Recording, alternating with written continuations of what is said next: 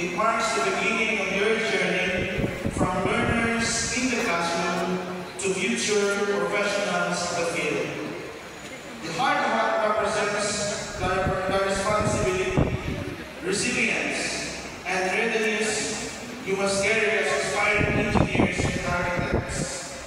The pin signifies your commitment to uphold values, ethics, and excellence that this college instills in every one of you.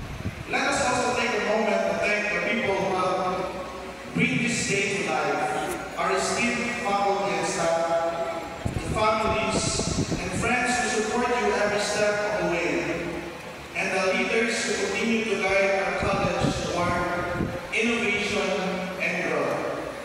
As you move forward, wear your hard hat with pride and your being with purpose. Keep building, whether it be structures, systems, or solutions for our ever-changing world. Your journey has just begun, and the future you will help shape starts today.